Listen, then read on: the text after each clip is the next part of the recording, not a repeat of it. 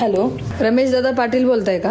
हो, कोण? मी हर्षताई ठाकूर बोलते. बोलत आहे. हा, मतीन शेख या युवकानं तुम्हाला 1-2 दिवसाखाली कॉल केला आणि असं सांगितलं. खूप जणांचे फोन आले ताई मला, बरं का? हा, ऐका ना दादा. मला काही विशेष माहित नव्हता मला. हा, ऐका ना, विषय सांगते. मी एक हिंदुत्ववादी व्याख्याता आहे जे भारत देशभर लव जिहाद, गोहत्या आणि आपल्या पोरींना खोट्या प्रेमाच्या जाळात अडकून जे हे जिहादी मानसिकतेचे लोक पळून नेऊन त्यांचं धर्मांतरण करतात, ह्यांच्या विरोधामध्ये माझी लढाई आहे. थोडक्यात जिहाद्यांविषयी लढाई आहे, हिंदू मुसलमान लढाई नाही. आपल्याला ह्या देशाला अब्दुल कलाम पाहिजे, अजमल कसाब नाही पाहिजे. हा, आणि दुसरी गोष्ट अशी झाली, सलमान शेख नावाच्या मुलावरती आपण 2 महिने झाले गुन्हा दाखल केलेला आहे. का केला होता?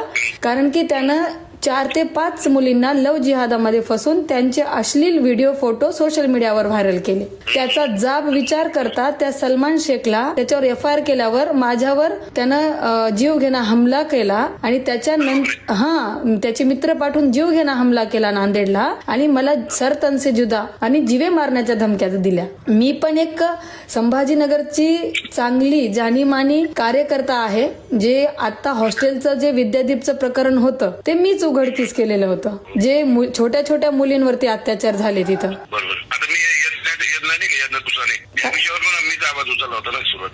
मी त्या मुली स्वतः माझ्याकडे आल्या होत्या. त्या मुलींना मीच त्या बालसुधार गृहामध्ये टाकलेलं होतं, कारण त्यांच्या FIR पण आपणच घेतलेल्या होत्या. ह्या विषयामध्ये हायकोर्टानं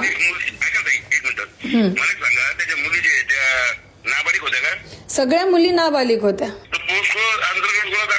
मग हो ना, मग पॉस्को अंतर्गत गुन्हा दाखल करून आपण बालसुधार गृहामध्ये ठेवला आणि ह्याची दखल आपण रस्त्यावर उतरलो म्हणूनच, मुलींच्या बचावासाठी उतरलो म्हणून उच्च न्यायालयाने ह्याची दखल घेतली आणि पोरींना न्याय भेटला. आपली कोणती, माझी पर्सनली, मी माझ्या मायबापाला एकुलती एक आहे आणि माझी कोणती बहीण पळून गेली नाही. एक वेगळा घाण नॅरेटिव्ह पसरून एका हिंदुत्ववादी कार्यकर्त्याला कसं बदनाम करण्यात यावं आणि कसं हिचं काम थांबवण्यात यावं, हे सगळं एक षडयंत्र चालू आहे. हे तुमच्या कानावर यावं. आणि तुम्ही मला एकदा पहिलं पण भेटलेले आहेत. मी तुम्हाला म्हणलं होतं, क्रांती चौक पोलीस स्टेशन मध्ये मी आलेली होते. तिथं सांगितलं होतं की एक खोटा पोलीसवाला बनून कोणीतरी माझ्या घरी आला होता. दादा, मी हिंदुत्ववादी कार्यकर्ता आहे. आपलं बोलणं झालं आणि आपण आलात पण होतात पोलीस स्टेशन मध्ये माझ्या मदतीसाठी. हा, कोर्टामध्ये आपली भेट झालेली ना, आपला नंबर सुद्धा तिथं शेअर झालेला. मदत काहीच नाही. लोक म्हणतात की हिंदू मुसलमान करते, पण मला हिंदू मुसलमान करायचं नाही. मी आता पण म्हणलं, मला ह्या देशाला